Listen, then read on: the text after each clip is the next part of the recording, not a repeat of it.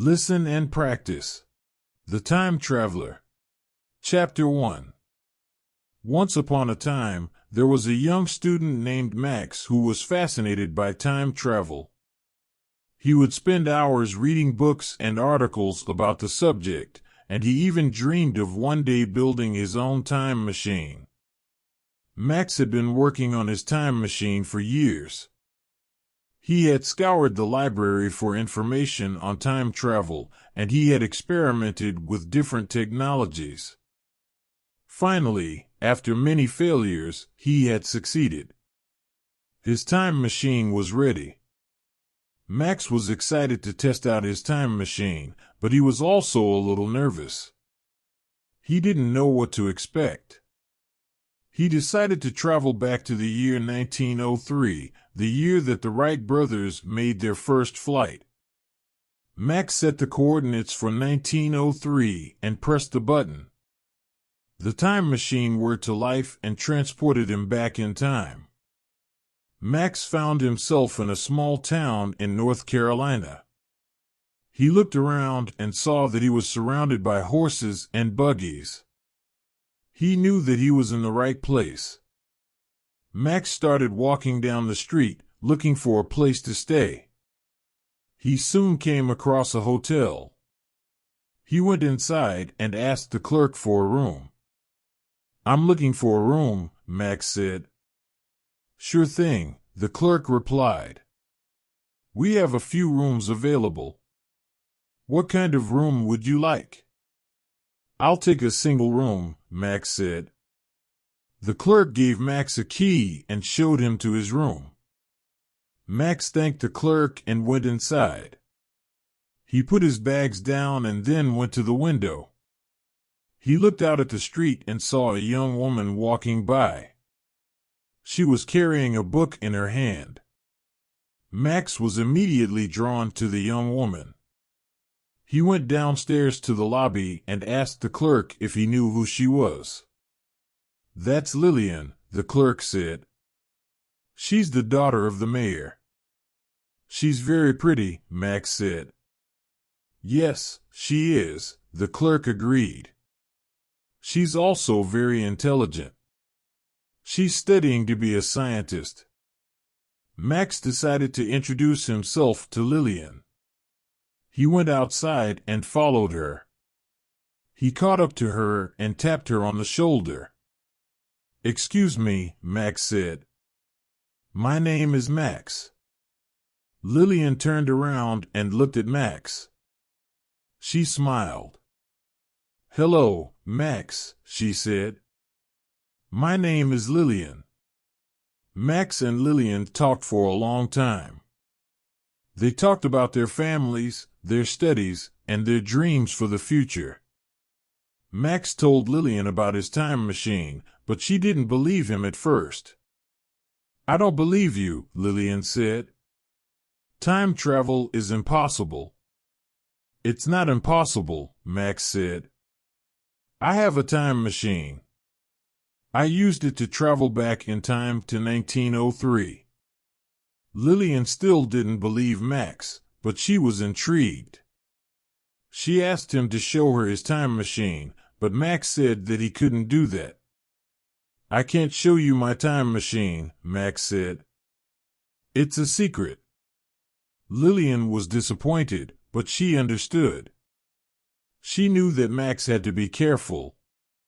Max and Lillian spent the next few days together.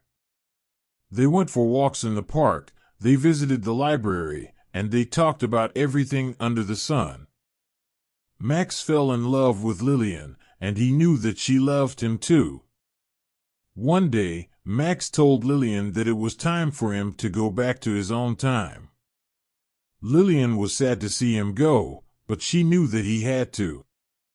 "I'll never forget you," Max said. "I'll never forget you either," Lillian said. Max kissed Lillian goodbye and then got into his time machine. He set the coordinates for his own time and pressed the button. The time machine whirred to life and transported him back to the present day. Max was glad to be back home, but he missed Lillian terribly. He knew that he would never forget her. Epilogue.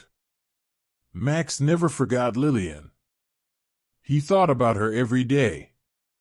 He tried to find a way to travel back in time to see her again, but he couldn't. One day, many years later, Max was working in his laboratory when he heard a knock at the door. He opened the door and saw Lillian standing there. "Lillian!" Max exclaimed. "You're back." Lillian smiled. "Yes, I'm back," she said. "I found a way to travel through time." Max and Lillian hugged each other. They were both so happy to be reunited. Chapter 2. Max and Lillian were overjoyed to be reunited after so many years. They talked for hours, catching up on each other's lives. Max told Lillian about his work on time travel, and Lillian told Max about her work as a scientist. Max was impressed by Lillian's accomplishments. She had made significant contributions to the field of physics, and she was now one of the leading experts on time travel. "I'm so proud of you," Max said. "Thank you," Lillian said. "I couldn't have done it without you." Max and Lillian decided to use their combined knowledge of time travel to develop a new type of time machine.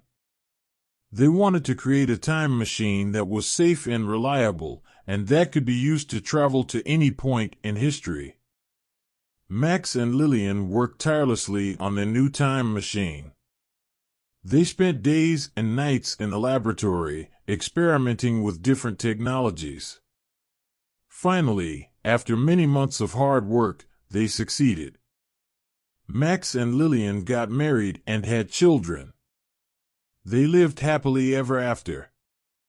Max and Lillian's new time machine was unlike any other time machine that had ever been built.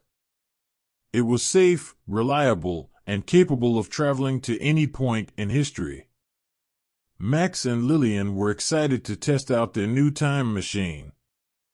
They decided to travel to the future to see what the world would be like in 1,000 years. Max and Lillian set the coordinates for the year 3023 and pressed the button. The time machine whirred to life and transported them into the future.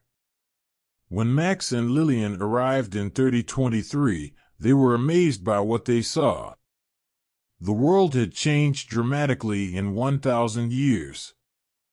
There were flying cars, robots that could do everything from cooking to cleaning, and even cities on the moon.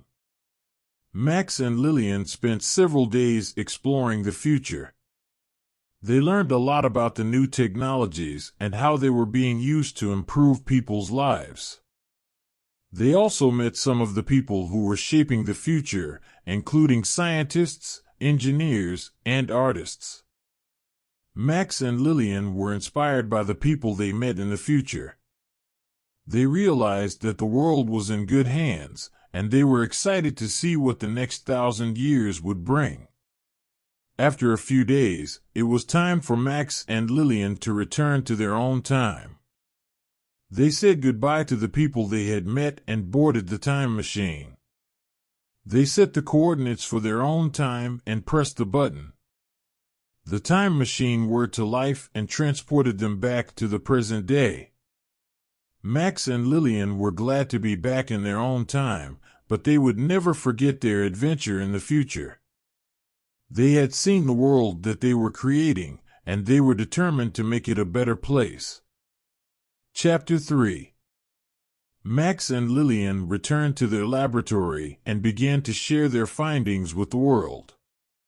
They published papers in scientific journals and gave lectures at universities. They also met with government officials to discuss the implications of time travel. At first, many people were skeptical of Max and Lillian's claims. But as they presented more evidence, people began to take them seriously. Soon, Max and Lillian were recognized as the leading experts on time travel in the world. Max and Lillian founded a company called Kronos Corporation, which developed and manufactured time machines. Kronos Corporation's time machines were safe, reliable, and affordable. They quickly became the standard in the time travel industry. Max and Lillian's time machines were used for a variety of purposes. Scientists used them to travel back in time to study different eras and events. Businesses used them to travel back in time to learn about their competitors' plans and to develop new products. And individuals used them to travel back in time to correct mistakes they had made in the past. Max and Lillian were careful to use their time machines responsibly. They knew that time travel could be dangerous if it was not used wisely. They developed a set of guidelines for time travelers, which they shared with the world. Max and Lillian's invention of the time machine revolutionized the world. It made it possible for people to travel to any point in history, and it opened up a whole new world of possibilities. Epilogue. Max and Lillian lived long and happy lives. They continued to work on new time travel technologies, and they helped to make time travel safe and accessible for everyone. They were also active philanthropists, and they used their wealth to support scientific research and educational programs. Max and Lillian's legacy is one of innovation and discovery. They are remembered as the pioneers of time travel, and their work has changed the world forever.